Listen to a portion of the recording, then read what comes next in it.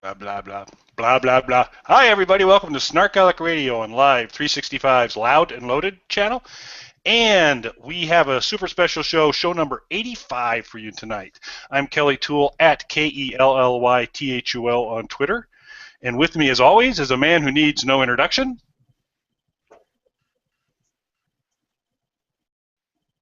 You're not getting an introduction, Mike. You don't need one. Oh, okay. Sorry about that. Hi, I'm Mike. Well, I should have gotten a little bit of an introduction because in addition to my normal credits, I am also the founder of the official Kelly Toole fan page on Facebook. That's not on the agenda for tonight. Make sure you guys check that out. It's called The Toolbox. It's not on the agenda for tonight. Hey, so also with us tonight, a man who's 97% gluten-free, Tony Solo. Hi, everybody. I am Tony Solo on Twitter, and I've never been more gluten-free than I am now. Gluten-free and proud of it. Cool. And we're super excited. We have, returning after a long hiatus, a very special guest, Christina Bach from Two-Headed Shark fame. Christina, you want to say hi to everybody and let them know your Twitter account? Hi, guys. I'm Lady Stage, LadyStage on Twitter. Thanks for having me. It's awesome to have you back. We're really excited. One of the strongest SnarkALecs supporters out there, folks. If you're not following Christina, you need to. And her snark is strong, and she's been a great friend of the SnarkALecs. Oh, you guys are great. Yeah, and it always surprises us when anybody comes back to the shows. We're a little surprised when the three of us show back up. Really? Well, we're going to want to definitely catch up with Christina, but typically, Christina, what we do first is we have a news section, and tonight that's going to be covered by Mike. And so, Mike, I'll turn it over to you for the news. Go, Mike. Thank you, Kelly. I feel like I should have papers to tap into place. That would be good. So why don't we get started with birthdays? On Friday, October 24th, Danica, better known as Pinky, having a birthday. I believe she's 18 or 19 now. Kelly keeps track of the ages. I'm sorry? Kelly usually keeps track of the ages. 114. 114. Yep. We have an incredible geriatric listener base. Yes, we do. And the Pope. I'm proud of how diverse our fans are. Of course, Allison Victoria is on October 24th. Does she get applause as well? Oh.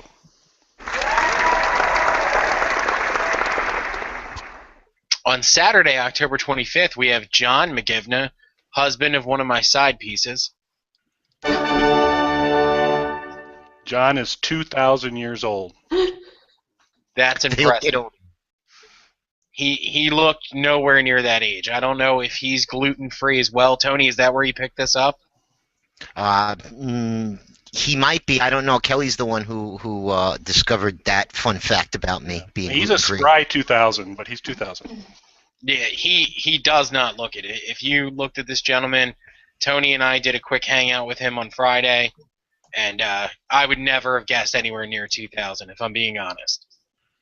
Which would be rare. On Sunday... I'm sorry, Kelly? Which would be rare, if you were being honest. I'm sorry. I interrupted.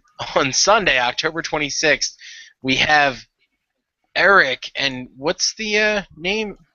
Geek Aaron. Butcher this. Hey Now. No, this isn't Geek Aaron. This is Eric Hey Now. Oh, Eric Hey Now. Okay. Like, Hey Now song. And the age for Eric, Kelly? Blue. I like it. Now, after this, it says, that's all, and in parentheses, fist. That's Laura Close. The way it was written. There was the word fist, and I believe there was a bump after that. So I think she was trying to do a fist bump. Thank you, Laura, who is the curator of our birthday list. She does a great job. She did an excellent job, and I love the fist at the end. Next up, on Sci-Fi Channel, we have Apocalypse LA on November 1st. Now, I believe that's a premiere, but not a sci-fi original. Is that right, Tony? Yes. I do an incredible amount of research for this before we get on the air. Just so everybody watching at home knows that. Tony told me this 2 minutes before we came on the air.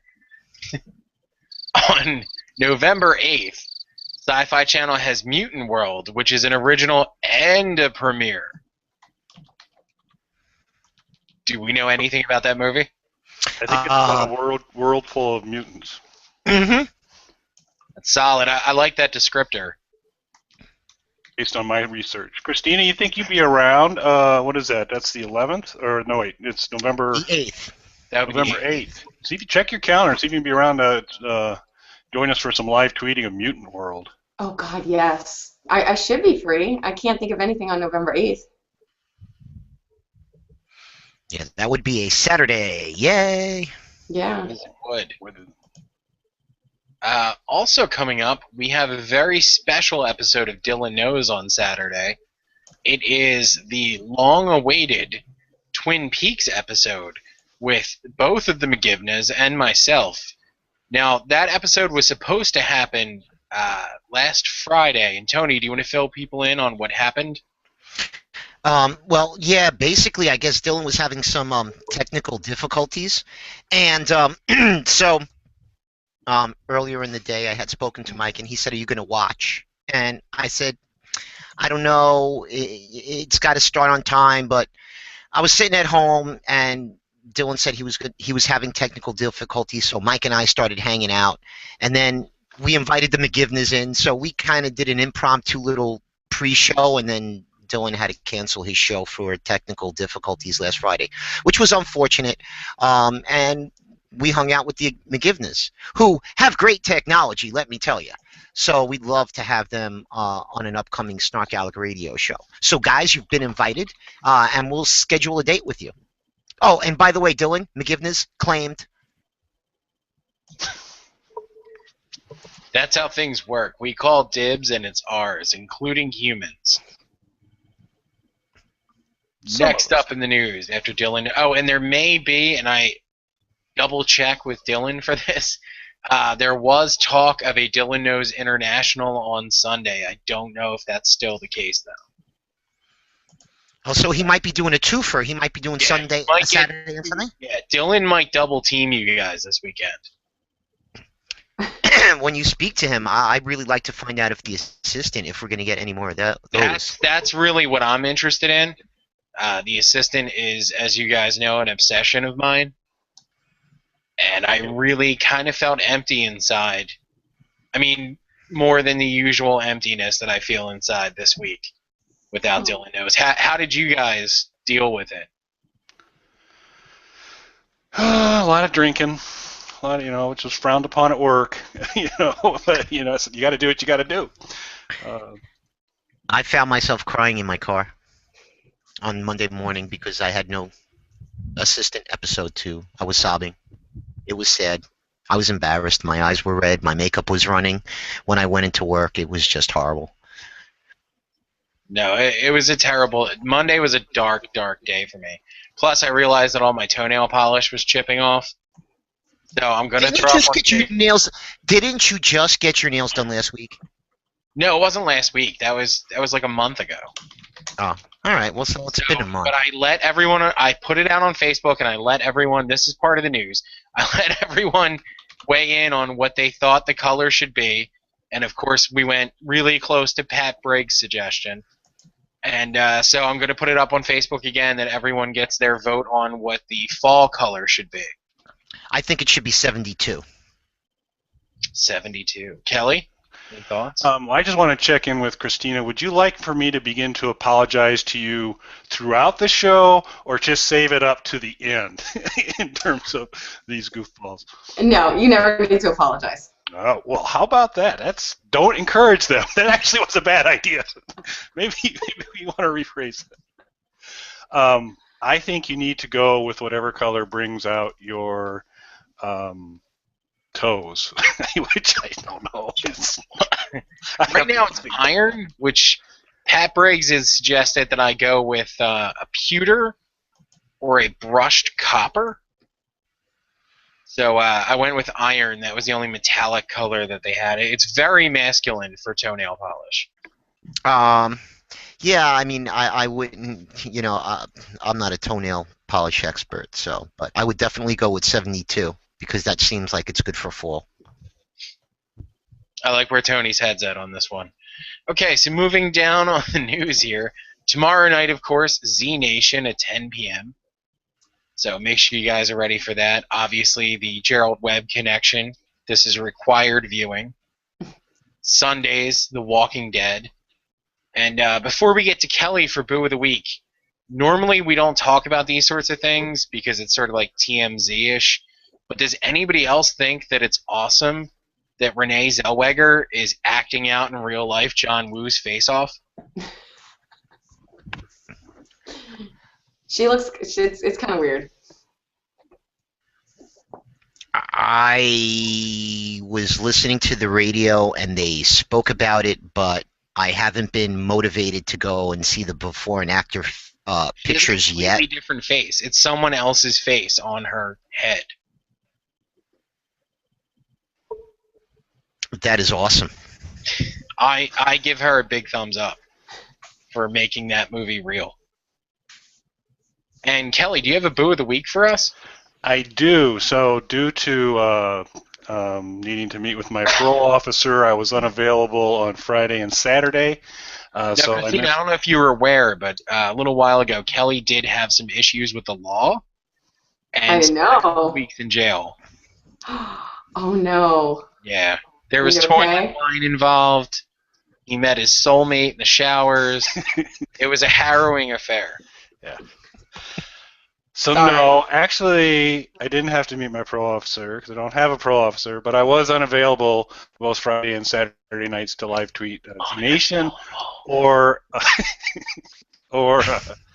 Finders Keepers, which is not Jeepers Creepers, as I was confused a little earlier today. So sorry to throw some folks off on that, but I wasn't available, and that concerned me. But what we have learned recently is that Amy Figueroa out on Twitter is more than my equal in the world of punnery, and so I had asked her if she would stand in and kind of take the mantle of being the pun master for the night, which she very willingly accepted and said she dumbed down her game so it could sound a little like me, and she did a great job. I think Tony had indicated that she acquitted herself quite well. So I asked for her to get booed as I would get booed. It seemed like people cooperated, and in the movie, there was a point where there was a noose and a rope, like there usually is, and someone applied them, and the gentleman was named Zachary, and she tweeted out, "Hang in there, Zachary," and that was, of course, booed by our very own Dylan. And so for Finders Keepers, Boo of the Week is "Hang in there, Zachary," thanks to Amy Figueroa. Yeah, that's pretty impressive. You definitely leave behind some large Stadia Feud slip-ons to fill. Yeah. And it was actually a pretty good movie, and there was lots of good opportunities to tweet along with it. But it was one of those where people were going along with it and not. Because it was pretty good. They had a pretty good cast, and it wasn't a bad story. It was a little bit better than the usual sci-fi fare, and it was a premiere, so it was a new movie to a lot of people. It was very enjoyable. It had to do with the doll, and at one point, Dylan's wife had to say, "Okay, doll, I'm out," because it was just freaking her out too much. But it was a good movie, and it was fun.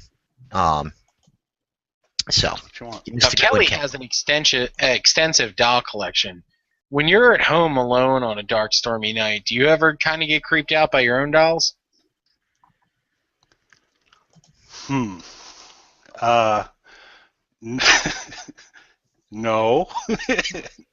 Okay, I great don't insight. I don't What have kind a of doll dolls do you have? Oh, Christina, please don't listen to that. When his lips move, he's lying. Don't believe it. Are they like on a shelf or? Oh, Christina, on your stop. bed? No, they're not. There's my Alice Cooper action figure. That's an entirely different thing. So do you have a wall full of action figures, or do you keep them on your bed? It's been nice having you join us today. I keep them on the shelves. Thank you very much. Plush children in dresses are not usually referred to as action figures. Okay. Yeah, I think Kelly needs to tweet us a picture of his doll shelf. Yeah. You should, Kelly. Instagram that shit. Yeah, I'll get right on that. We're past the first 5 minutes, so. And on that wonderful note, I think we're going to take a break. I'm going to have a little visit with Christina, and then when we get back, we're going to actually catch up with her. So you're listening to SnarkALecs Radio on Live 365's Loud and Loaded. We'll be right back. Hi, everybody. We're back. You're listening to SnarkALecs Radio on Live 365's Loud and Loaded. We've got Mike and Tony and Kelly and the wonderful, or at least I thought so, Christina Bach. It's okay to have dolls. I don't judge. Okay. Well, I appreciate This is your safe place, Kelly. Yeah. This is not my safe. This is so not my safe place. If wherever my safe place is, it's miles away from where I am right now. I'll tell you that. So. What we really need to know is what your safe word is, Kel. Yeah. Anyway, Christina, we'd like to catch up with you. Hello. What's been going on? Do you have a doll collection? I don't. I find dolls extremely creepy. I did not play with them as a little girl. And, you know, at night when the moon shines in your window and it gets like the little glass eyes and they shine at you, like, I can't do it. No dolls. She doesn't mean that, Judith.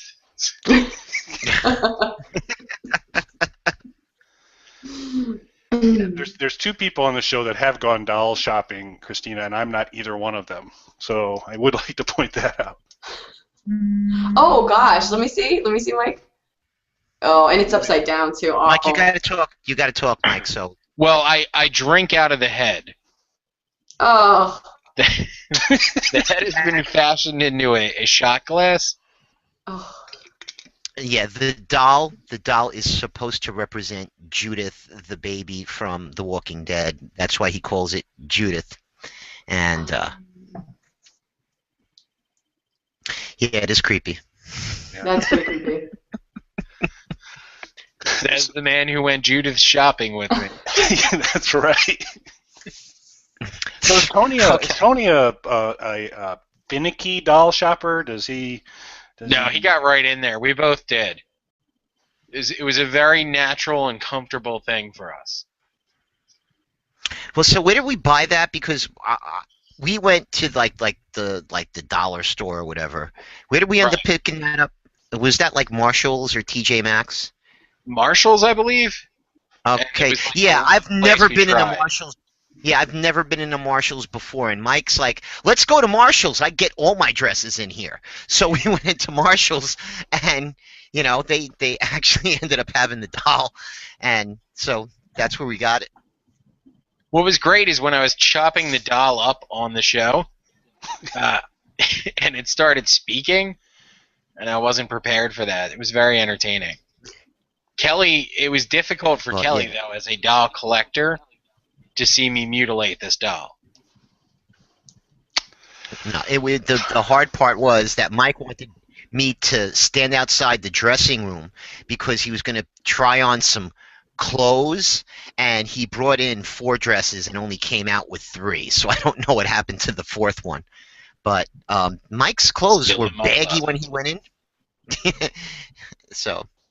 Anyway. So we know the Pope watches. We just kind of hope Marshall's security staff does not watch SnarkALecs Radio because we might lose a couple of our hosts before the end of the show. But so what's up, Christina? What you working on? Are there things you can share about what's going on right now, or is it got to keep it hush hush? Or no, I mean there are a few fun things. Let me think. Ooh. I did a zombie movie a while ago, Rockabilly Zombie Weekend. I don't know if you can see my T-shirt. Rockabilly Zombie Weekend. Can you see it? Is it backwards? Yes. No, it's good. No, it's the right way. And it came out on DVD, and they're still working on all the stuff with TV and rental and stuff like that. So hopefully it'll be out for a wider audience soon. So I'm excited. So is this available on DVD right now then? Yes, you can order it. They've got a link on the website. The production company's already started, but like there's still stuff going on. Like, you know, it takes forever with, you know, TV and film and stuff like that to go where it needs to go. So, but it was very exciting. Look, I think I have it in here somewhere. The DVD. I ordered one. I was like, yay!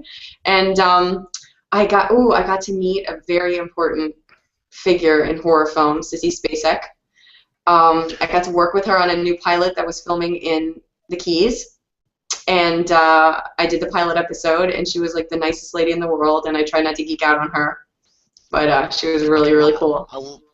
A lot of people would say that Sissy Spacek is just a big person in the entertainment industry, not just in the horror. I mean, she's like the queen because of Carrie, but I mean, oh yeah, she's an Oscar-winning actress, but I think just because we talk about zombies and horror and it's Halloween time, you know, I think it's especially important. She was one of the best. She was in like the best. I got it. I fangirl. I get all excited. Did you throw a bucket of blood on her? No, I didn't. She wouldn't have appreciated that at all. Oh. But she was really, really nice. So that's coming out sometime in 2015, and they haven't even named the series yet. But that was a really, really cool experience. And then I just did another film that's also coming out next year, and it's really cool. It's called Mind Puppets. And it's with Daniel Franzese from Mean Girls, and it's with Esme Bianco from Game of Thrones, and Vinnie Jones. You know who he is, right? He's like the... And it's you can, I don't know how much they've released about the film, so I don't want to give spoilers, but it's a really cool kind of black comedy. I can't wait to see it. I'm excited. You can tell us anything. And it's not like anyone watches. We're okay. I know. No, that's not true. I think what it's about is like this guy, he's a hypnotist, and he is in the middle of hypnotizing 5 people at a festival, and they get stuck the way he hypnotizes them. And it's really, really interesting what he does to these 5 people, and they have to go on, and they try to go on with their normal lives, having their realities altered. And it's really funny, and I had a really fun scene with Vinnie Jones and Esme Bianco, and it was fun. So that's what I've been up to. Very cool. So all of our listeners need to, so they just do a Google search on Rockabilly Zombie Weekend, they'll get to the site, and that's the easiest way to get to the DVD. Yes, you can order it right from the website, and then they'll have more information when it's going to be like Netflix and things like that. So now, is it available on Amazon? Not yet.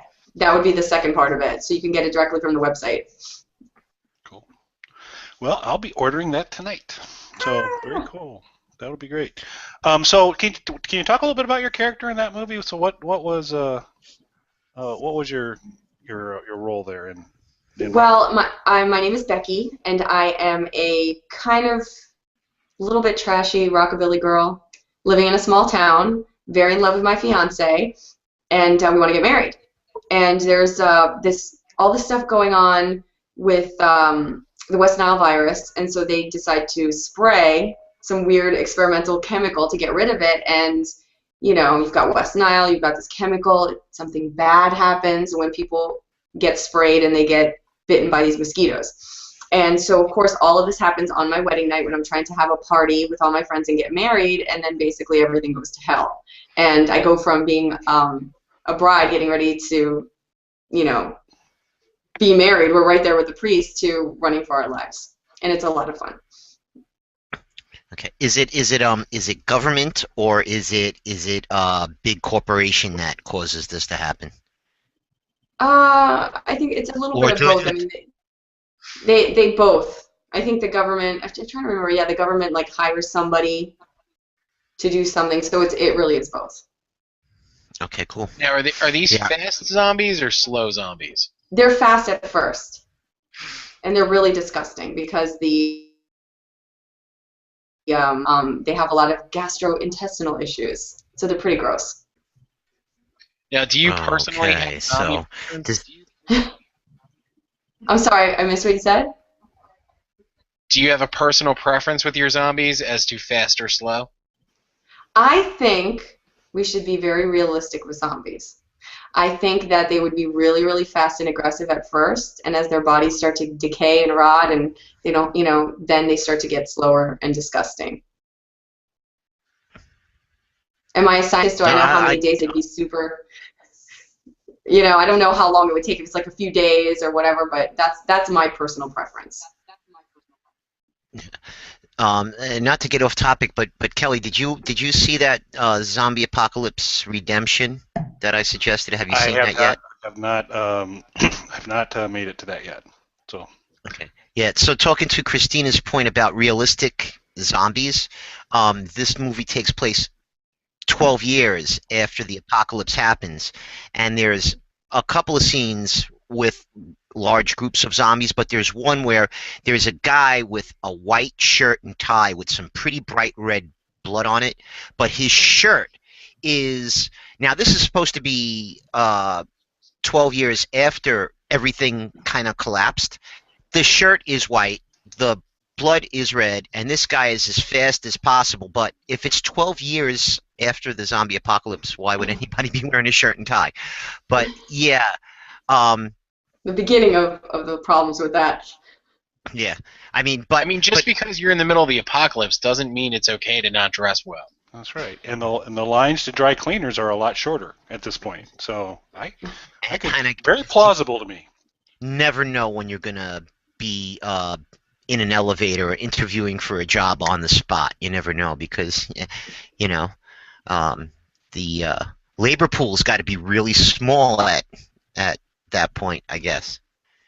But did they have you doing ridiculous stuff in that movie, like trying to run away in like high heels and a dress and stuff, or? Oh yeah, I was in a dress and cowboy boots.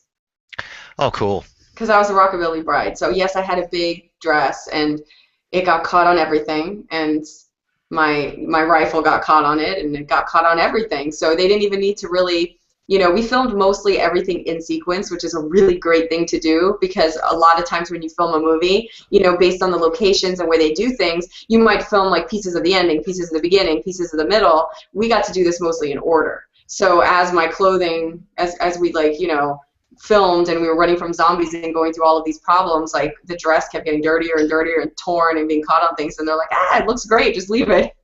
That's what happens. Now, did you have the opportunity to do a lot of stunts in this? It sounds like you were really active. I was really active. I did. I mean, I wouldn't, not crazy stunts, but I got to drive and run over some zombies and do some shooting and, running around and falling and stuff like that and fighting with zombies and getting hit with all kinds of blood and stuff. So I'm pretty bloody by the end of the movie. It's a lot of fun. Yeah, and some of the I don't know if they're still using the same promotional art they were at the beginning, but there's some cool stuff for this movie. They did a great job. They really, really did. And they did new art for the DVD cover, which is really, really cool. There's a great zombie on it, and the actor who plays my fiance in the movie, his name in the movie is Grant, Daniel Baldock. He is on there, and the cover art for the DVD looks amazing. Cool. I hope all our SnarkALec friends out there will support Christina and Rockabilly Zombie Weekend and go get it. And thank you. Be very cool. I'll go the extra mile for you, even though you did the whole doll collection thing, because I'll do it. But I'm a big Netflix guy. I love it when it's free, sort of free. I know, and that'll be coming. Usually, it all happens at the same time, but we got the unique ability to be able to start, getting it out there before all that big stuff happens. So we thought it was really exciting. So I'll let you know when it's on Netflix. Cool. Do you happen to know if they did a lot of video extras or DVD extras for the release or not? I don't think they did any. I think they did some. I can't remember because I didn't look for that kind of thing, but I'll have to check and then I'll get back to you. Sweet. And they might have more when it gets released on a wider release. So. Okay, cool. All right, we're going to keep on the zombie theme. When we come back, we're going to start to talk about Z Nation some. So everybody, you're listening to SnarkALecs Radio on Live 365's Loud and Loaded, and we will be right back. Hey everybody, you're back. You're listening to SnarkALecs Radio on Live 365's Loud and Loaded. It's Mike, it's Tony, it's Kelly, and it's our guest Christina Bach. Hello. So fun to have you back. We need to not have it be so long next time. So very cool. Thanks for having me. It's always fun. Yeah. Now, Christina, I don't know if you're aware of this, but Kelly typically is very anti-plugs on this show. So that he's gone out of his way numerous times to say that people should go and buy this DVD is a big deal. Oh, thank you. That's very sweet. We had a lot of fun making the movie. Very cool. I want to thank Vicky Adesso. She was watching for a short time, and for some reason, Myrna keeps on saying that she wants to come on this show and strip for us. This is a radio show, so stripping does not work. So we're gonna have to. We still see it, so. Right, but we should just let her go on Dylan Knows because he's a video-based show and not a radio show because we just have to cut that out of the radio show. Who wants to describe, stripping. Well, I think Kelly could do an excellent play-by-play of that as Kamer. It's quite possible. Oh, damn! Look at there! Yeah, that'd be good. I could do that. Wow, is that what them things is for? Holy cow! I thought that was to hold your bowling ball. Mom, come here, Mom. So anyway, but Christina, I apologize for these two. Clearly, I am the most mature voice of reason on this show, so it's my job to step up and say that I'm sorry for their behavior. Yeah, that is okay. Yeah, we always have to wait for Mike to put his foot down to say, guys, bring it out of the gutter, because that's what Mike does. Right, Mike? Exactly. So what snacks did you guys bring? You said snacks tonight on Twitter. That's right. Let's see. Spinzels. Spinzels. These are twisted pretzels. So the snack for tonight at SnarkALecs Radio is Spinzels. Another Very plug, good. Mike. How about that? I just have some water, but when you reach for those pretzels, Kelly, there's something behind you. Mm-hmm. And, what is that? Oh, well, this is kind of cool with Christina here because I've never mentioned this before, but there was a movie called Piranaconda. And when they were live tweeting, they encouraged people to live tweet the movie, and they said somebody's going to win the prop egg from the movie Piranaconda. And I happened to be the one. Yeah, and that's awesome. I happened to be the one that won it. And wait, you won the prop egg from Piranaconda? Yeah, I won the prop. And you're mentioning it now on show 85? I know. It's. I'm not one, to kind of boast about it. I wouldn't want to just go around with pictures weekly of me having a Piranaconda egg. That would be so uncool. So, but I love those photos. Kelly? I was Christina first. What was that? Oh, I just said I love those photos. Those are it's like those your little baby egg. Yeah, if I had created them, I bet you would like those photos weekly. So we've been doing maybe there's been a few other before, but for tonight it is, and we'll have to be a little cautious here, and we can talk maybe a teeny bit more about it because we may excuse Christina for a couple minutes later in the show as we get into some final moments of Walking Dead. But tonight the egg is. Yeah, Dad, why don't you pull your earphones for a second there, Christina? No spoilers. Okay, I'm leaving. Okay, this is a barbecue sauce. So it's from Bob's Leg barbecue sauce, which I cannot believe that I didn't come up with that tweet during the show. Okay. So it's barbecue sauce. This worked well, and she even came back. It's like, yeah, maybe. So that's like the third time she's been here. Yeah, that's like for the third. That's awesome. Yeah. She was. Yeah, we checking with her before the show and said, hey, we don't want to spoil some of the Walking Dead stuff, and she was all about, oh, if you need me to walk away, it's like, oh, maybe it's a great time to just never come back. But she came back, so. Of course. Z Nation, and so unlike our previous guest, Allison Victoria, who left with much homework to do because she hadn't caught up on all the shows. Before we jump too far into Z Nation, can I just throw one more quick question at Christina? Sure. Where do you fall on rockabilly? What do you mean? As a genre of music, were you already a fan of this? Yes. And I got to explore it even more, and I especially love the music. The fashion, of course, is amazing. So it was a lot of fun. Are you a fan? Somewhat, yes. I was just curious if you were at all aware of it, or was it something that you just discovered through doing the film? Oh no, I was very aware of it. Of course, whenever you're doing a film like that, you're always going to learn so much more. So it was great. Did they have real rockabilly music, or was it like Stray Cats and stuff like that? They had real rockabilly music, and they have a really amazing band. That not only did they do the soundtrack, but the band was actually in the movie. Well, you had to have a band at your wedding, right? Exactly, and they played at the wedding. And there's it's great because they have instruments for music and instruments to fight zombies. Of course, you have to see the movie, but it's pretty damn good. Yeah, well, you can kill a zombie with an electric guitar or Yes, a banjo. Which would be your instrument of choice? Which is interesting. So Christina has direct experience here, so I'm going to go to Mike and Tony. If you had to pick, you're in a band and you have to have an instrument to take a zombie out, what are you going for, Mike? My keyboards are way too light, but my PA is heavy as shit, so I would throw that. Tony?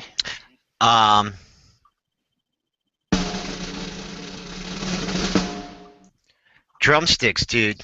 I'd be poking out them zombie eyes with drumsticks. But, no, I'm thinking I would go with an electric guitar because I don't play an instrument, so it's not mine. So if I was going to be swinging something, but it would have to be a solid body type guitar, not something with a hollow body, because I don't think it would be too durable. Yeah, while maracas would be fun, I think I would go for more the big gong behind a drummer, because the drumsticks get a little too close quarters there. I don't think that they had a gong. The band's name was Killer Moonshine. I don't think they had a gong. Probably not a big gong band. Yeah, that would be. If they had one of those, trumpets that have the slide, you could be standing there playing, and the zombie would come at you, and you could just slide the slide right into their face. So that would be pretty funny. Every time you hit him, he'd come back, and then you'd hit him again. You'd give him one of these. I don't know. I like Kelly's maracas. The salsa dance of the dead. I don't have maracas. The only other thing I have is this. Which would be a highly ineffective zombie attack. Yeah. A fanfare is not a particularly. Yeah. But if you had like a giant bell and you could use them as like the bell knocker thingy, that would be pretty cool. Clapper is the a clapper. There. Bell knocker thingy, whichever. Alrighty, so a little bit of updates from Twitter. Satin Silver, Mike, is a color recommendation from Laura Norman for the shoes. Satin Silver. Midgie Girl is threatening to beat the crap out of me if I bring up the egg again, so I will get that to the... what egg? Have I ever mentioned? No. I'll contact the legal authorities on that. And Myrna's kind of adrift, I think, a little bit. But I think Tony may have misrepresented her interest in stripping on the show. I'm just saying. So. Okay. Well, she told the public that I would be stripping, so. And we all know that ain't happening. Yes, she did. Everybody knows that's not happening. Because I never have to strip. I'm always naked from the waist down when we do this show. I got worried for a second there because you're like, I'm always naked from the waist down. Then you reached to tilt your camera. Yeah, and it was like, yeah. I was like, it was gonna be bad. I was wondering which of us was the first one to get naked on the show, and I thought for a second that question had been answered. No, yeah, you were hoping, weren't you, Mike? You're absolutely right. Okay, so this Z Nation discussion's going real good. Yeah, so maybe we get to it. So Christina, buddy. So how far have you had a chance to kind of get into Z Nation? I think I'm missing 2 episodes. Okay. I know. I'm a bad person, but I'm behind. I have to catch up. Yeah, no, well, you caught a bunch for the show. We appreciate it. So when we started, so we're all fans of it quite a bit. It seemed like one of the first inflection points where you either got on board or didn't get on board with this was the zombie baby. And so I was just kind of wondering, did you think about that, and did you just that whole zombie baby scene?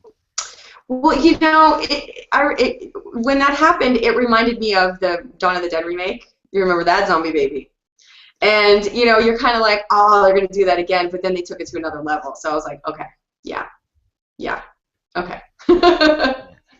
And that became, this is the show for me with the zombie? Did that encourage you to want to watch more? Or I feel like you should have to go big or go home, and they did. And so, they earn my respect.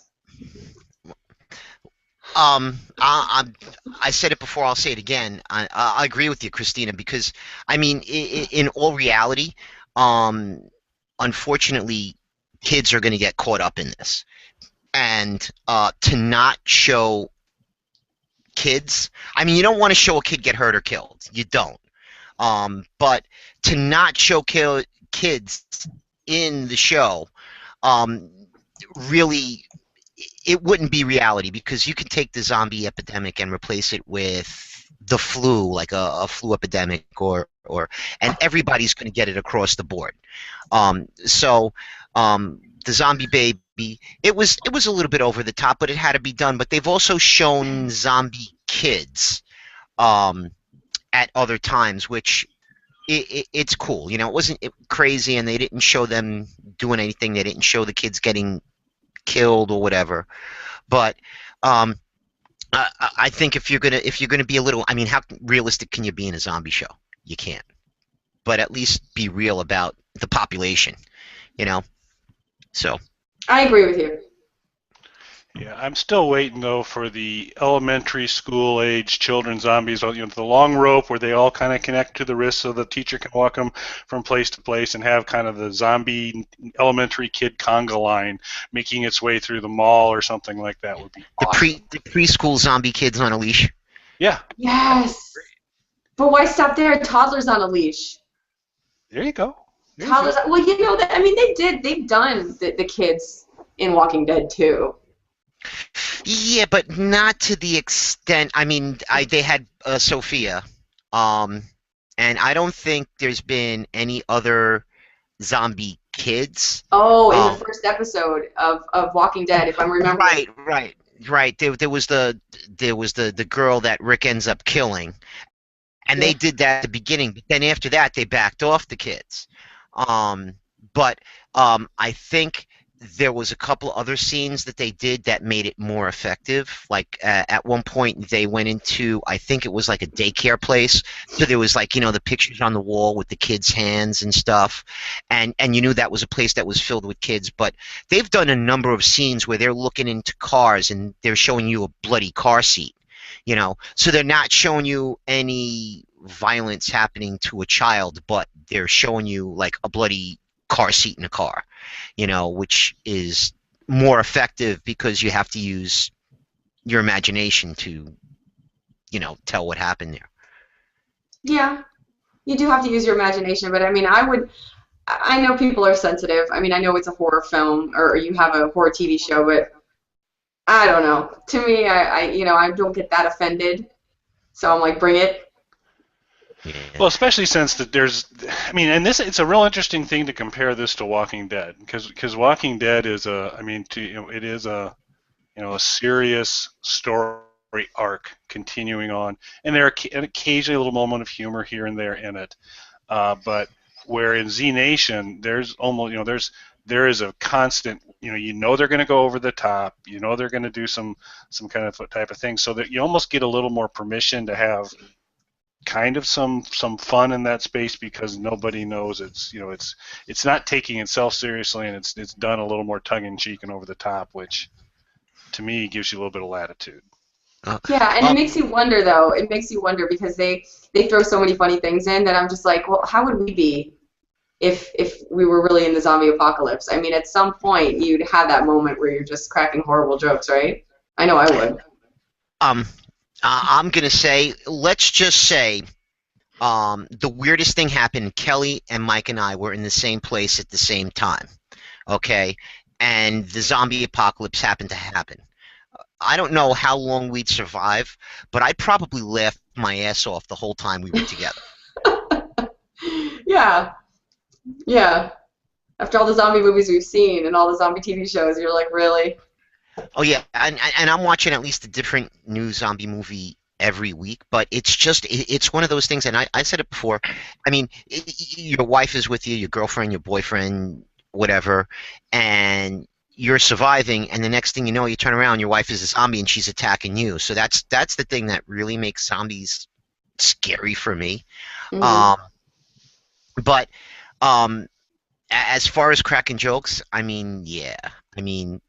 If you saw, was it the third episode where they were in Philadelphia, and yeah, and they take out the zombies with the Liberty Bell?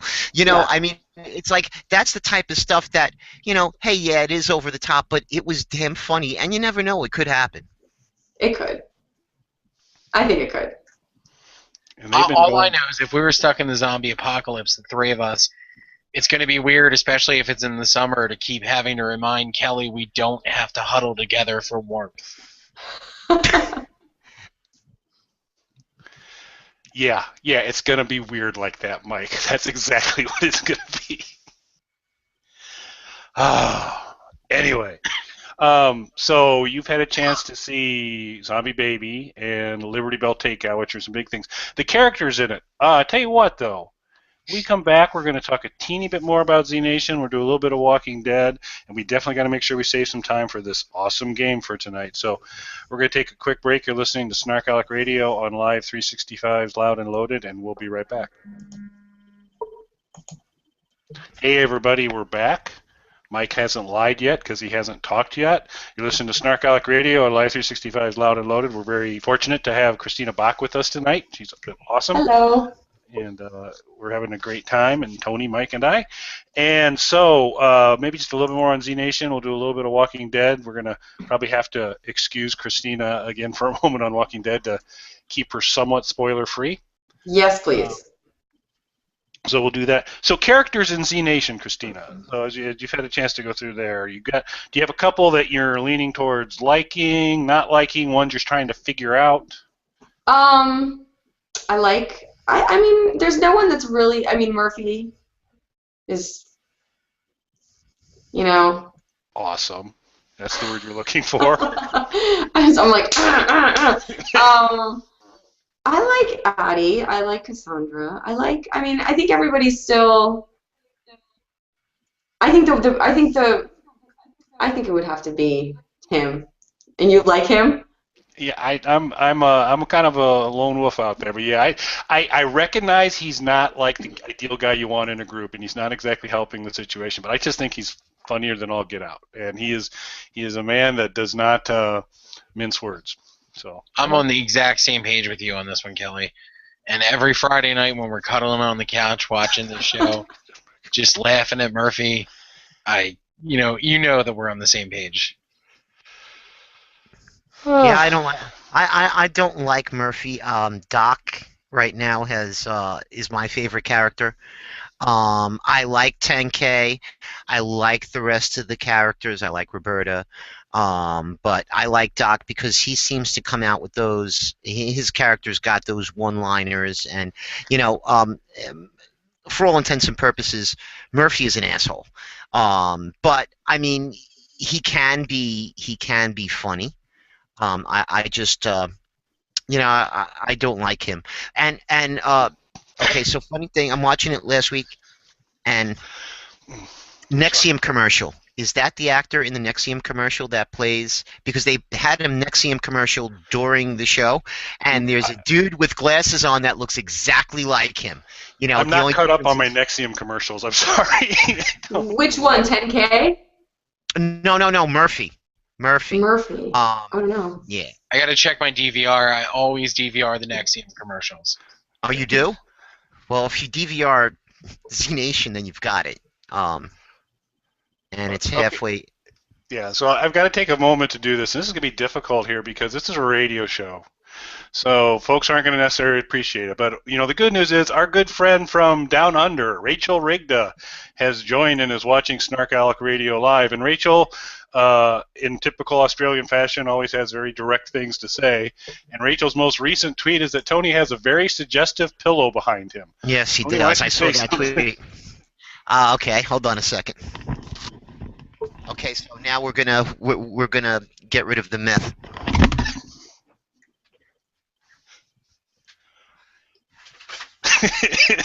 There we go. So if you happen to, Rachel Rigda, we did this whole show not noticing it. no, I saw the tweet and I've noticed that it's been in the background before, but I was talking about the fact that anybody who saw me get up saw that I'm wearing black sweatpants, so I'm not naked from the waist down. So another myth has been put to rest. You've ruined it. I'm definitely naked from the waist down, though, and I am willing to stand up. Who's with me? Okay, Mike, there's a pillow behind you that's very suggestive. Could you go and move it, please? Let me go and get that for you, Tony. I may drop it a few times on the way back. Yeah, I'm going to go with the in-stream apologies to you, Christina, and continue to say I'm sorry. You don't have to apologize. I didn't even notice the pillow until I blew up his screen, and I was like, oh, yeah. Okay. Yeah, there you go. I think the party over there. We're all incredibly filthy because I didn't notice the pillow at all.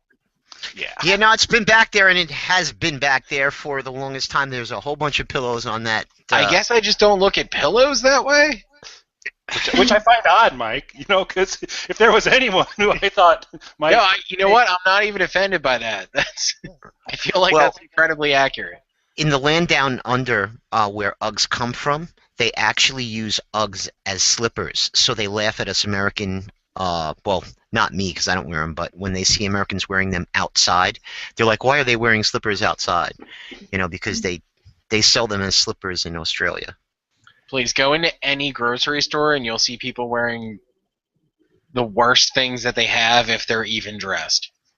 No, I think that's Walmart you're talking about there, Mike. No, I'm not even talking about Walmart. That's right. A different world. You go through some sort of a portal into the scariest place in the universe. Yeah. Yeah, definitely a Walmart. So, I'm using them as a sponsor, clearly. So. I was just thinking that too. I'm like, does Walmart advertise on Live 365? Sure, we're okay. Not anymore. But fine products, fine bad shoppers. I love fine products. Walmart. They've got those creepy greeters, Well, speaking of Z Nation, though, I don't know how our guest Christina feels, but I like the whole setup of them moving across the country.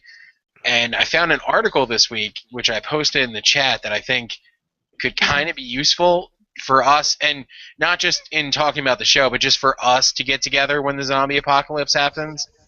And it is a map that claims to identify the worst places to be during a zombie apocalypse. Yeah, and this is just more along the lines of something that we talked about earlier this year when they said the best and worst states to be in during the zombie apocalypse, and the criteria they used was median age of the population, how many ex-military people live there, how many army bases and whatnot. And this bears me out. I've always said East Coast, not a good place to be because there's just way too many people. So New York, Philadelphia, Washington, from Boston down to Atlanta, you don't want to be there. There's just way too many people on the East Coast. And that pretty much bears that out. Yeah, and you guys are all going to be wanting to come to the great Midwest during the apocalypse because, that whole flat ground, see somebody coming at you from miles away will come in handy when you're dodging zombies. Well, hey, it's flat in Florida too. Where I'm from. 11 of worst places to be. What's that? You're right around Chicago, correct? I am not. I am the glaciers. The glaciers moved down the state and flattened out the lower half of Illinois, and I'm down there in the middle of the state. Chicago's up in the northern part of the state. Yeah. So I'm good. Christina, Miami was on the list as a bad one, but yes, Atlanta and all these others are Tony's East Coast stuff. So, yeah. What was the best place to be? They don't tell you, do they? I didn't read the whole article. I just looked at the map and. But so it really just lists the worst places, and then much of the Midwest is not even ranked, making that the best places to be. Okay.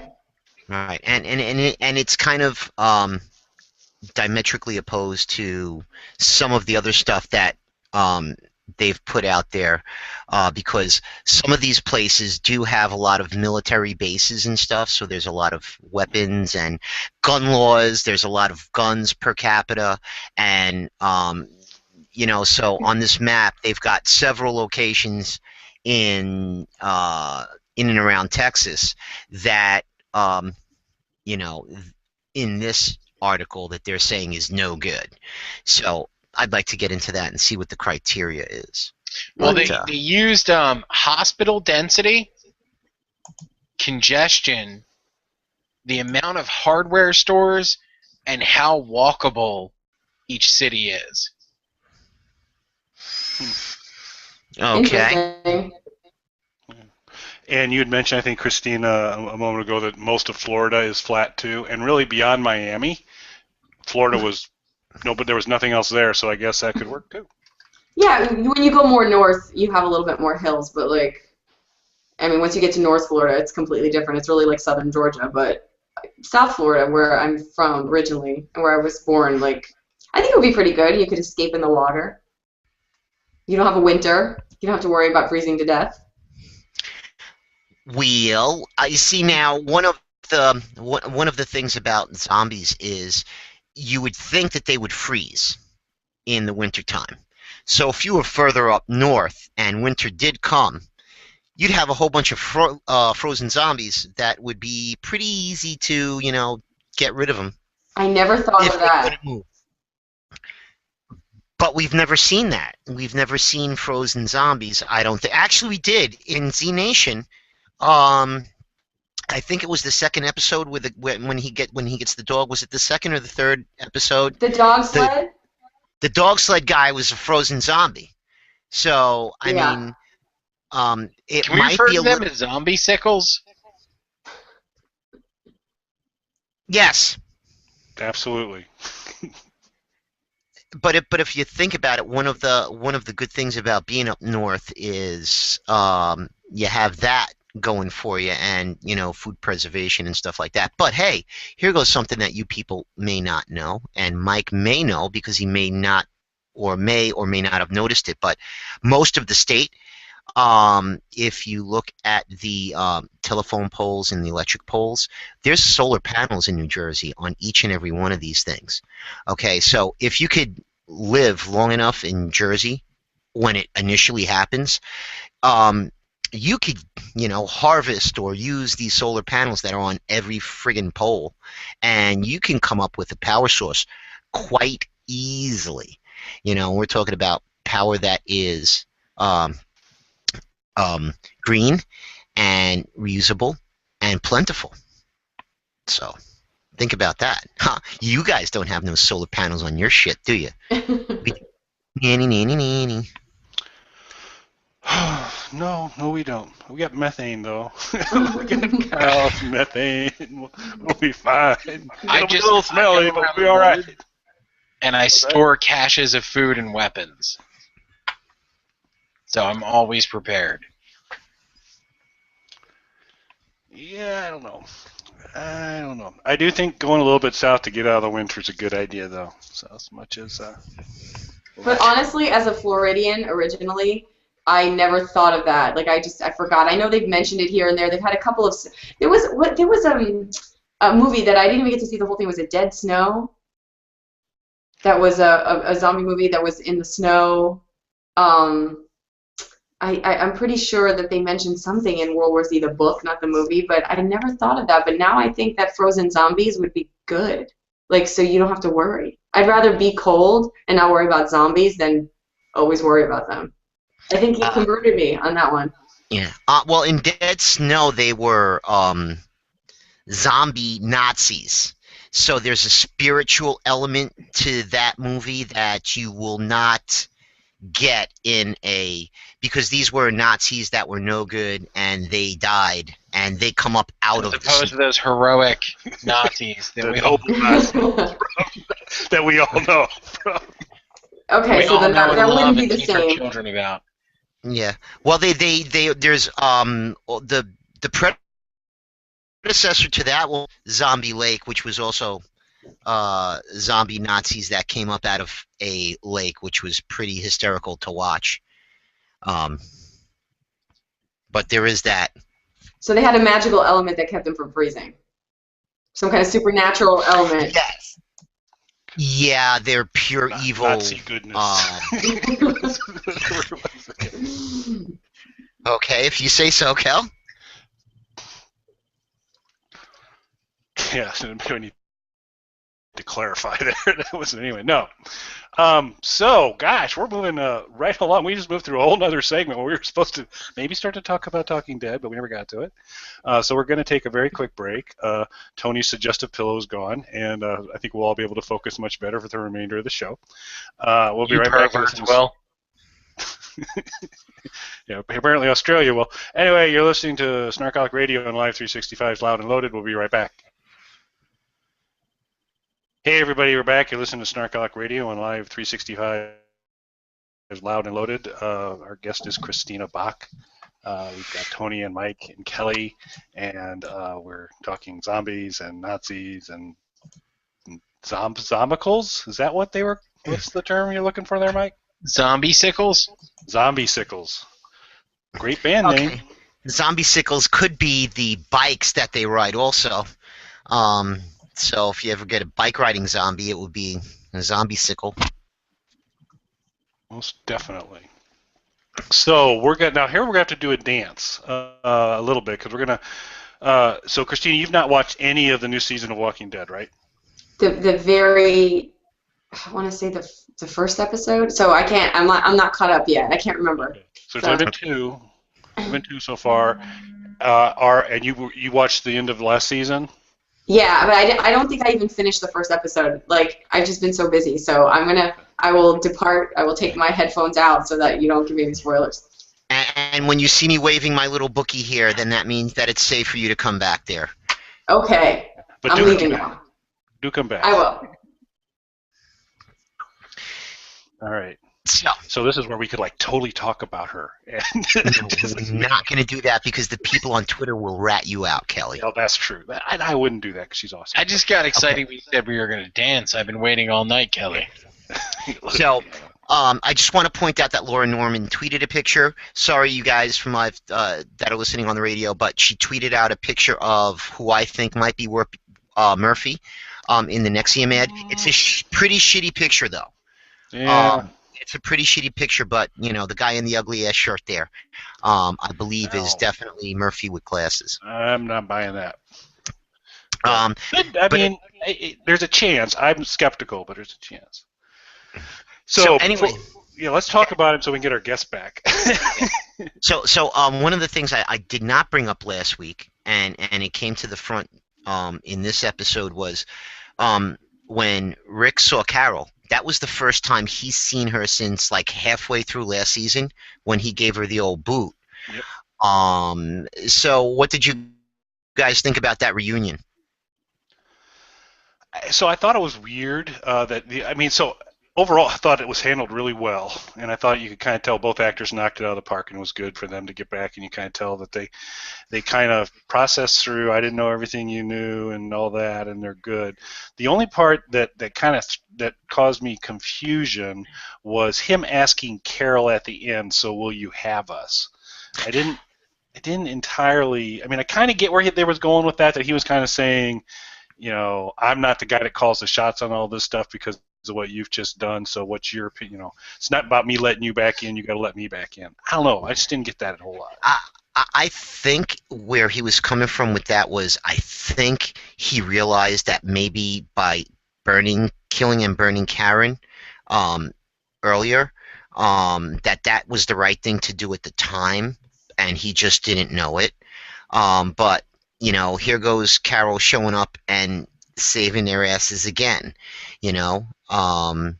So I think, you know, that was his way. Instead of apologizing, it was his way of apologizing by saying, hey, can we join you? But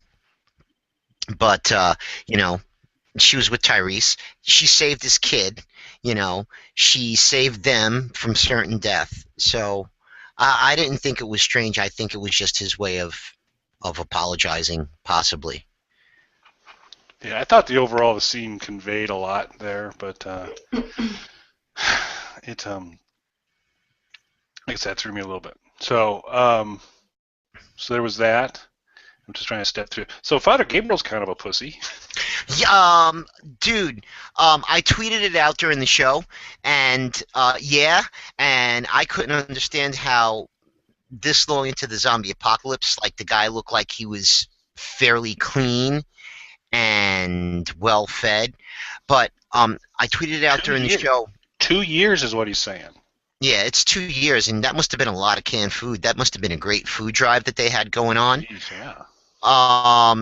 But and I tweeted it out wrong because I said, wait, hold on, because Rick kept on saying, what did you do? There's something wrong with you. There's something wrong. And I was like, it hit me. Oh, he's a priest, or he's a man of the cloth. Beth was taken by a cross car. So I thought, we were going to maybe find out, because then they also had the writing that was outside the church, and you don't know when that was put there that you're going to burn and stuff. But did you get any idea that maybe he was the guy who did Beth in at any point?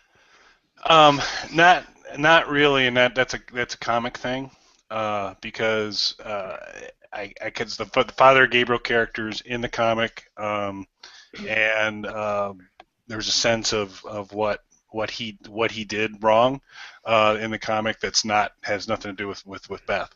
My sense is that's the way the show's going to play out. Is the bad thing is the same bad thing he did in the comic. So which is that he left his wife. Is that what it's going to come down to? Guilt over his wife? I took it as he sort of left everyone out and barricaded himself inside with all the food and supplies. Oh, that's the way that I took it. That's a pretty good way to take it. Okay. That would be the arc in the comic. Yeah, and they really did focus in on the zombie with the glasses, and then he had the picture of him with the woman with those glasses. So, I mean, you could put those two and two together, and then Rick was like, okay, yeah, so that was your wife or whatever, and so... So you just did it too. Everybody, a lot of folks are saying that wife, so there was a picture of her, and so I'm assuming the zombie in the other food bank was her, and he has this photo of her, but I assumed she was just like a clingy parishioner, and was one of the people that was trying to get in that he didn't let in. But so I'm not saying you're wrong, but just because there's so many people, they're saying, oh, I think it was his wife. What led you to think wife? Just because he had the photo, or? That he had the photo and the way they were standing together, and how, because he couldn't bring himself to go in there, and that was the one that he jumped away from. When he saw that zombie with the glasses, which was the one that really, there she goes, playing with the horns. But Christina's amusing herself, folks, while she's waiting. But I didn't necessarily think wife, but because of the picture and because of his reaction, I definitely thought that there was some sort of a close connection between the two of them. Right, and it was the reaction and him having the picture, which is what kind of did it to me. Maybe it's just me, but I thought like affair with a parishioner was sort of where my mind went with that. Yeah, I did. I thought she was in bed, and I thought she was in the parish versus a wife, but I don't know, and I don't know if maybe we'll find out in the exposition of the show, but so I mean, I know we're whistling through it pretty quick, but towards the end, do you guys think Bob's bitten? A lot of people are saying that, and I don't know if that happened in the comic or not, but I mean, he went from like he was out there and wham. I don't think he was bitten. I think the only thing that happened was these guys whacked him, because if he got bit, I don't think they'd be eating him. Unless they don't know he's bit. Yeah, they may not be aware that he's been bitten. Okay, but so did this happen in the comic where he gets bit and turns? So it was Dale. So I don't want to, and so folks who are, I don't want to spoil folks watching, and those types of things that aren't into the comic. But it's more of an arc along the idea of it's Dale instead of Bob, but it's very similar. In fact, all the lines at the end were the lines that they said to Dale in the comic. Okay. The whole Garrus speak was word for word from the comic. Okay. So we'll so see they're trying to write the ship with a different character. Is that the deal? Yeah, they're plugging in a different, because Bob Stuckey in the comic was the doctor for the governor who stitched up his eye when Michonne popped it out with a fork or a spoon. So okay. So he was more like a Milton type thing. I mean, and an alcoholic there too. So right. Okay. That's cool. I mean that's not too big of a spoiler. But I never thought Bob was going to be around long to begin with. He's way too. To be honest, I feel like he's already been around longer than I expected the character to be. Yeah. So. Yeah, and the one thing that they did throw before we find out that Bob is barbecued is, and I don't know who, I think is it Maggie's voice that says, and now 3 people are missing, and I freaked out and I was like 3, and then Eric Haynow pointed out that at this point Carol and Daryl are out looking for Beth because they saw the cross-car hearse take off into the sunset there, or the moonlight. Yeah, I think that was like the Sasha in the previews for the next week's episode is saying there's 3 of us missing now. And right. I'm assuming that's Bob. Right. But anyway, it's gonna be good. I'm enjoying it. I think first episode was great. Second one was hard to live up to the first, but it's moving right along. I think it's gonna be another fun Sunday night. Yeah, I think it's going to be more along the. I thought this week was going to be the Beth catch up, but I have a feeling that we're going to get the Beth catch up maybe this week now with showing what Beth's been going through, and then maybe Daryl and Carol showing up. I don't know if they're going to go back and forth. And we got a love triangle. Yeah. Well, we'll see where that goes, but I think we're done. I'm looking forward to it. And so what did you think about Z Nation, though? Because we didn't want to give that away.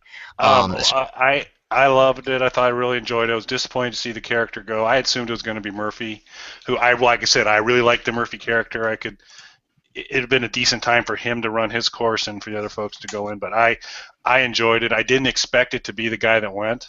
Yeah. I expected it 100%. As soon as I saw him, with Roberta and them having lunch together, I immediately was like, okay, it's going to be Garnett. He's got to go. It wasn't going to be Roberta. They weren't going to take her out. But what did you think about the way that episode ended with? See, now I liked Murphy in this episode. Okay, I turned on Murphy because he grew a pair. And, he was in that cage with those zombies and they weren't messing with him, but he did grow a pair. So he is growing on me. But, is he half zombie? That's the question. He's something. It's not. They're leaving him alone now, so he's got to be in between. Yeah, no, I thought it was great. I'm really enjoying both. Very different, but enjoying both. Okay, so do we want to wave her back in and then wave her back in? Okay. Wave her in to take a break, and then we'll get into the game. Maybe we should just tweet her because she's typing Myrna. I think she's got really quickly then, before we take a break, while she gets back on, how great is it that there's now a second cast member of Teen Wolf on The Walking Dead? So is he a wussy in Teen Wolf too? No, this is a complete different. Was he in The Wire too?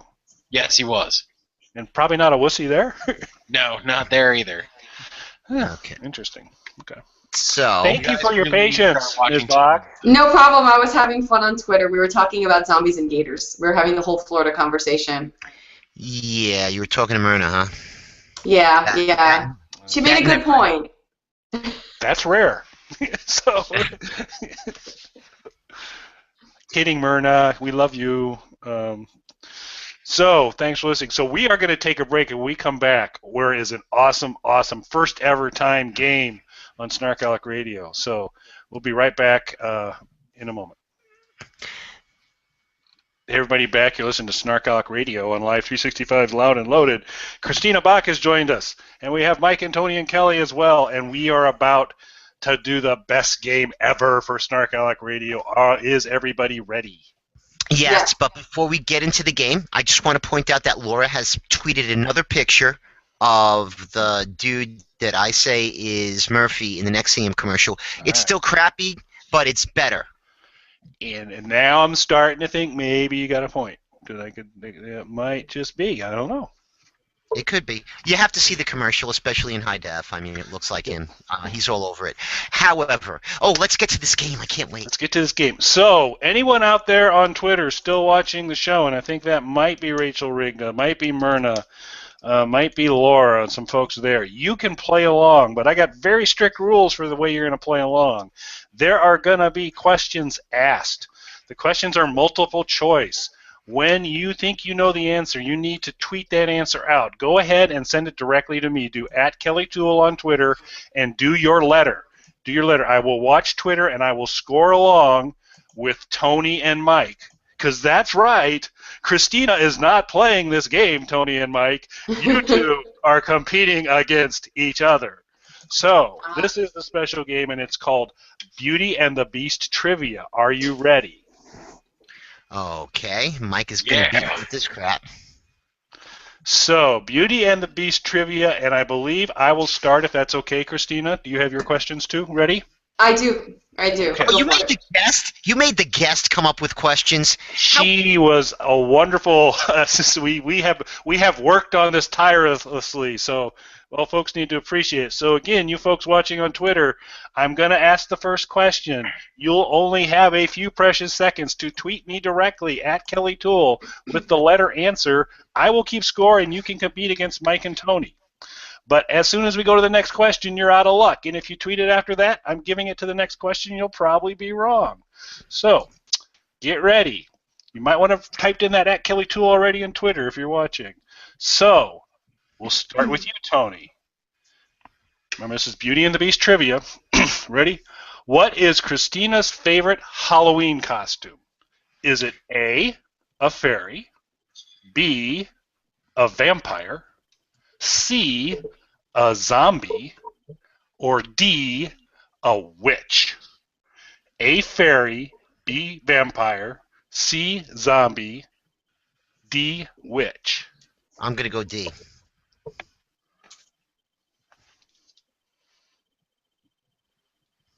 Rachel Riga says she's ready, but I don't see a letter, Rachel. Takes a long time for the question to get to Australia and make it back. Yeah, that's right. So, okay, Mike.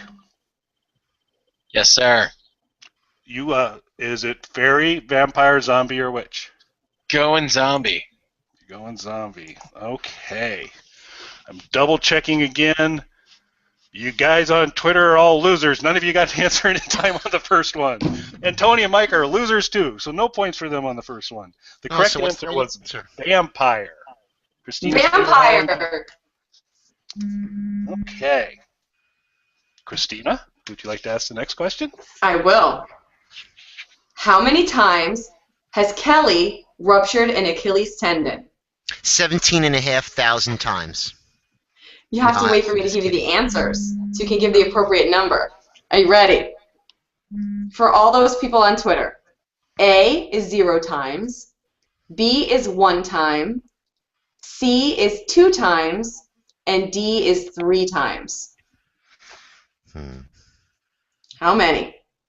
I'm going to go D3 because I think Kelly told us once that he did both, but he did one twice, I think. Yeah, I'm going with D. I'm going to go D as well on this one. Well, the good news, guys, is you're keeping up with Twitter because they're still not getting answers in.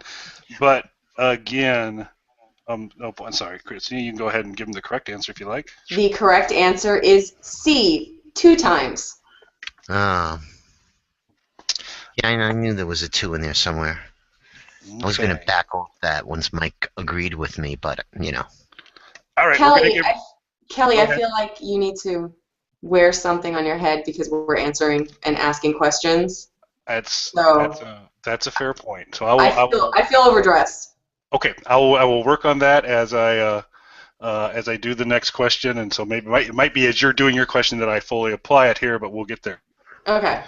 So, question number 2. There's 10 questions. You guys are off to a rocking start. 2 questions down and no points. And I'm giving Rachel Rigda a point because she did throw 2 out there. It looked close, but she's from Australia, so we're going to give her a point. So she's in the lead. Rachel Rigda is currently in the lead, so FYI. So question number 2 for Christina. Which of the following ways has Christina not died? Let's read it actually the way she wrote it because it's better. Which of these deaths has Christina not experienced on either film or television? A, shark attack. B, stabbing. C, gunshot. And D, poison. Editor's note, Poison's one of the best Alice Cooper songs ever. But again, it's A, shark attack, B, stabbing, C, gunshot, D, poison. Mike, we'll start with you. Which way has she not experienced death? I'm going to go gunshot. Okay. I'm going to go poison. Okay, and I'm going to check Twitter.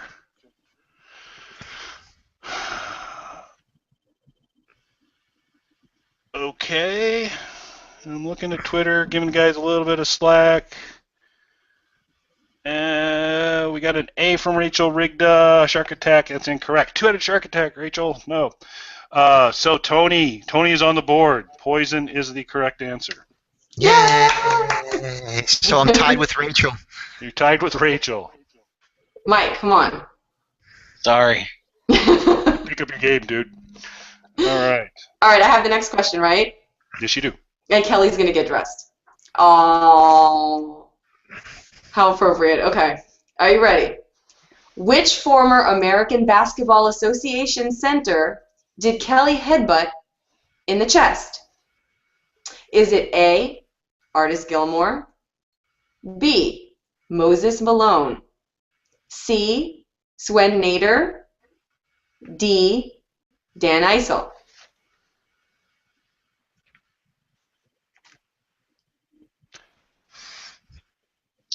And who's going first? Tony.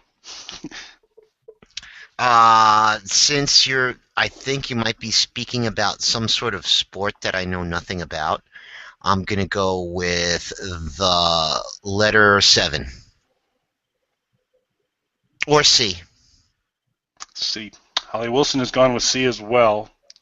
C was Sven Nader. Mike, the bearded one. Artis Gilmore, Moses Malone, Sven Nader, or Dan Issel. I appreciate you saying the names again as if any of them mean anything to me. So I'm just going to randomly pick A. What did you say, Mike? Did you say A? Should it be A? Which letter? A. Is that your final answer? Sure. All right, you got it. It's A. Okay. And update from Twitter.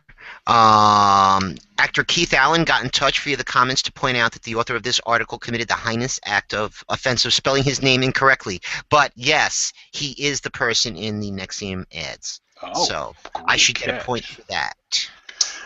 Very good. Nope, that's not the way it works. Des D. Myrna's on the board. I'm going to give it to her. It's kind of generous, but we'll give it to her on D. This is getting a little harder than I thought. Good deal. So Christina did want a little backstory on that. So real quick, Yes. I worked building boats in a pontoon factory. We used to build these boats, and I would be underneath the pontoon boat doing things you need to do to build a pontoon boat, which involved all kinds of crap falling on you as you bolted things together and all that. And so you're on like one of these little roller things like you roll underneath a car. And so I come rolling out from underneath the boat, and I pop up covered in sawdust, and I'm brushing myself off. And as I lean forward to brush myself off, my forehead runs into something, and it's Artist Gilmore's chest, because Artist was apparently a friend of one of our salespeople, and he wanted a boat, but you have to build boat special for someone who's 7'2", and so he was kind of coming on the factory floor to check it out. So I just kind of came out not knowing there was somebody standing there, and then when I ran into him, because he's 7'2", I hit him basically in the sternum. So that's the story. Well done. All right, folks, we're going to start with you, Mike, here. It's tied up, a four-way tie with Myrna, Rachel, Tony, and Mike, all with one. Holly Wilson's been plugging away. I think you should take Myrna's point away because she's complaining that she answered and you didn't see her. So I think we should take her. Holly's calling me a dumbass, so you know what, Holly? Don't think I'll be looking for your answers any in the future here, so hope you enjoy staying in last place. All righty. So we'll put Holly in there for 1, 2, sure. I'll trust her and put her on the honor system. You're all tied at 1. Okay, Beauty and the Beast trivia number 3. Which zombie movie scared Christina the most? Was it, and this is starting with you, Tony, A, Night of the Living Dead, B, 28 Days Later, C, Shaun of the Dead, or D, Dawn of the Dead? Night of the Living Dead, 28 Days Later, Shaun of the Dead, Dawn of the Dead. Twitter, get acting. I think I'm going to go with D because my first instinct would be to go with B, which would have been 28 Days Later. But you did mention Zombie Baby. So I'm going to go with D. Final answer. D for Tony. Holly, tweet out your answer now. I keep getting your C answers, but it's after we've already finished the question. So D for Tony. Mike, Night of the Living Dead, 28 Days Later, Shaun of the Dead, or Dawn of the Dead? Is that the Dawn of the Dead remake or original? Are you asking me? Whoever is gonna have to ask. I meant the remake. Then I'm going to go with D. Okay, Holly Wilson scores. It's B, 28 Days Later. Wow. I apparently missed at least one earlier Holly answer, so I'm giving her a point for that too. Go, Holly. So Holly is currently in the lead with 2. We've got Rachel Rigdo with 1. We've got Myrna with 1. We've got Mike and Tony with 1. Christina? Okay. I'm going to read the next question. I love this one. While in college, Kelly worked in a lumber yard as a summer job with a 60-year-old Amish man named A, Leroy, B, Marvin, C, Melvin, or D, Wayne. I'm going with Leroy. Okay. Mike? Can you say the names again? I was going to repeat them. Leroy, Marvin, Melvin, Wayne. A, B, C, D. Leroy. Okay, I'm watching Twitter here for a little bit more to see. His last name was Brown, and he was the baddest Amish guy in the whole damn town. Better than a hokey dog. It was actually Nep. It was actually Nep, and it was. I'm very impressed. I'm looking one last time on Twitter. No answers, so no points on Twitter on this question. It was Leroy. Congratulations to both of you. Very impressive. Hysterical. Okay, so now pulling into a tie with Holly, Mike and Tony each have 1. Okay, you got 4 more questions. Two. I'm sorry, 2. Rachel Rigdo with 1, Myrna with 1. Myrna has been tweeting her answers to Tony, which is probably not going to help at this point in time. Well, I'm looking at my Twitter notifications, and she must have hers on like a time delay because I'm not seeing her answers, and it's not my game, Myrna. So the wrong person. I think maybe we need to Holly's accusing me of cheating because I've got a lot of motivation to not score points for Holly right now. I'm just trying to. I'm looking for them when they come, and they don't come. Anyway, we're going to question number. The next one for Christina. What is Christina's favorite color? We're starting with you, Mike. Is Christina's favorite color A, pink, B, blue, C, purple, or D, black? For you folks on Twitter, type the color in, please. I'm going to go purple. I'm needing to see some colors on Twitter, folks. Tony? Can I have the colors again, please? You certainly may, and I'll do it nice and slow to let Twitter catch up. Pink, blue, purple, or black?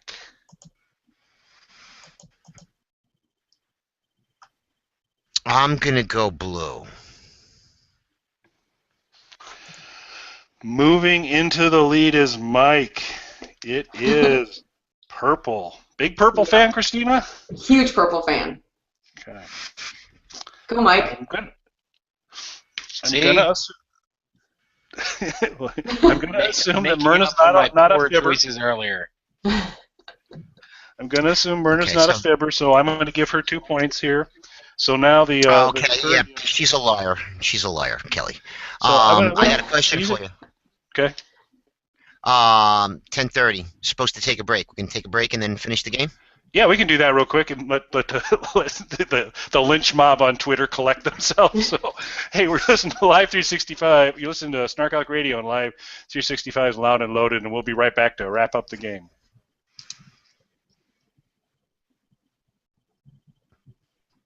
Hey, everybody, we're back. We're going to wrap up SnarkALecs Radio. We're going into overtime because we've got to finish the game up. There's an unruly Twitter crowd. So I think the whole Twitterification of the game, bad idea. Future reference, we probably don't want to do that because they get grumpy if you don't keep up. And I'm trying, folks. I really, really am. We are now. You're up, Christina. Go ahead. Okay. Question number 4. Kelly gave a pink belly to someone who played quarterback in the NFL. Who was it? Was it A, Virgil Carter, B, Rick Meyer, C, Doug Flutie, or D, Bobby Douglas? Do I need to clarify what a pink belly is? I know what a pink belly is, and the only one of those people I've ever heard of is Doug Flutie. So I would guess it wouldn't be him. So I'm going to let Mike go first. Hey, so I don't know what a pink belly is. So what you basically do is that you flip somebody upside down so that their shirt drops off, exposing their belly, and then you smack it repeatedly until it turns pink. Okay. And wait, can I ask it's a locker room thing. What? So was this a lot of person you touching men's chest in these questions, isn't there, Kelly? Belly. It's a belly. It's not a chest. Okay. So he wasn't a quarterback when this took place. No, that is correct. Okay. So, what was your answer, Mike? What was the one before Flutie? It was Rick Meyer. That one. Okay, and what was the one? What was the first one? The first one was Virgil Carter. I'll give them to you again. Virgil Carter, Rick Meyer, Doug Flutie, Bobby Douglas. I'm going with Bobby Douglas. And Mike, what was your answer again? The one before Flutie. Rick Meyer? Yes. Okay. Kelly, are we ready for the answer? Yes.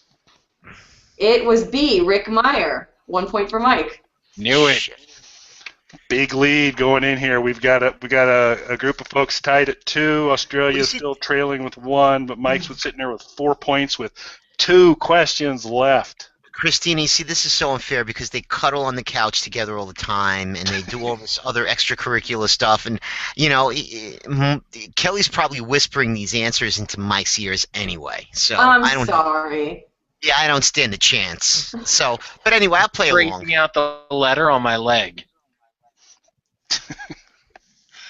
Anyway, let's finish this bad boy up. So, where was Christina's first job? Was it A, at a clothing store? Was it B, at a swimming pool? C, movie theater? Or D, restaurant? Clothing store, swimming pool, movie theater, restaurant. We'll start with Tony. I'm thinking it's going to be either B or D.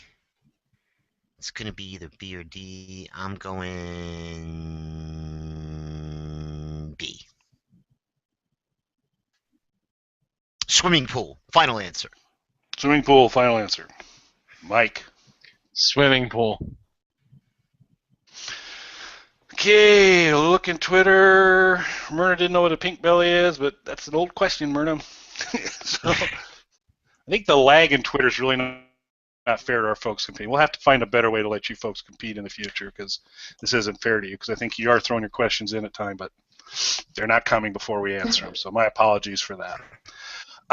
But no apologies to either one of you guys. Would you care to go for another? Take a second guess. Okay, I'm going to say Christina, clothing store. Okay, clothing store. Mike? Yes. You had a second chance. Would you go with clothing store? Or restaurant? Or movie theater? Restaurant. Okay, you guys be wrong again. You should have gone with movie theater. It is. You should have gone with movie theater because I went with, and you went with, and forget about it. Okay. Alrighty, so that was easy to keep score of. Last question. All right. Are you guys ready? Yes. Is everyone on Twitter ready? Okay. Who has Kelly not seen in a live concert? Not seen. Is it A, Pink Floyd, B, James Taylor, C, David Bowie, or D, AC/DC? I should know this one. I'm going to say AC/DC. I'm going to say David Bowie. So both of us are saying he saw James Taylor. Both of us are saying he went and saw James Taylor. Yeah, I feel like that happened. Kelly, tell me when I can give the right answer because people are not tweeting to me, so I can't see the answer. So I don't want to give it up if people are still guessing.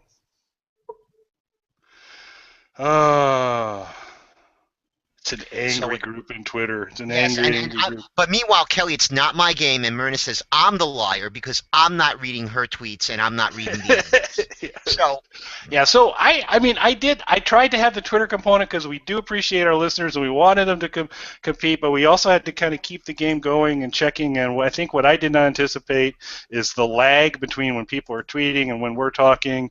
So when they're getting their questions in, we're already past it. So I do apologize for that. Wasn't trying to upset anyone, but I don't think Twitter's going to work out here, Christina. So go ahead and give the answer. The answer is D, AC/DC. Which Rachel Regan threw out, and Tony threw out. So final score. No, Tony did. Tony said AC/DC, didn't I? Yeah, I know. You did. Final score is Mike 4, Tony 3, Holly 2. Myrna 2, Rachel Rigda 2. Congratulations, Mike. Thank you, Kelly. But was it really any question that I knew the most about you? I think you got several Christina questions right. Mike did. I'll have to go back to the scorecard here. So I would like to thank Christina for, I kind of ran this by her earlier in the week, said, so what do you think about coming up with 5 trivia questions? And she was a very good sport about it. So thanks for that. That was fun. Yeah, it was fun for me, but now I got these people who are going to kill me on Twitter. Right, they're going to kill me most of my game. Yeah, maybe we can redirect the anger to Tony, but I'm sorry. Yeah, because like right now I get a tweet from Holly Wilson that says Leroy. This is the problem, is that I'm sure she tweeted that at the time we asked the question, but I just got it now. So Yeah. please, I'm sorry. I thought it would work. Oh well. All right, we wrap this bad boy up. Yes. All righty. Well, So we what would we like going to thank. What's that? I was going to say, what do we got going on next week? I think we're going to have Amy Glitters join us next week. Cool. Amy Figaro. So, Figaro rather. We got Amy Glitters next week. We'll have a couple, and she's watching all the stuff, so that'll be pretty cool. We'll have to see if we're starting to see the assistants coming back. Don't forget to catch Z Nation tomorrow night, Walking Dead on Sunday. Mike, could you recap the Dylan schedule for the weekend? Well, Saturday evening, the McGivnas and myself will be on Dylan Knows talking about Twin Peaks. And there may or may not be a Dylan Knows International on Sunday, which I was also supposed to be on, but will not be able to participate in.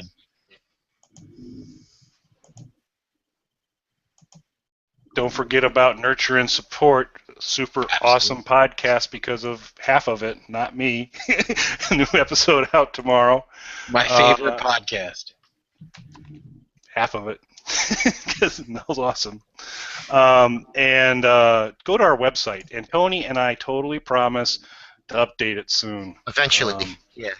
Right now, the only thing that's getting Eventually updated is the zombie hacks from Dylan. Dylan is doing the recaps on The Walking Dead for us.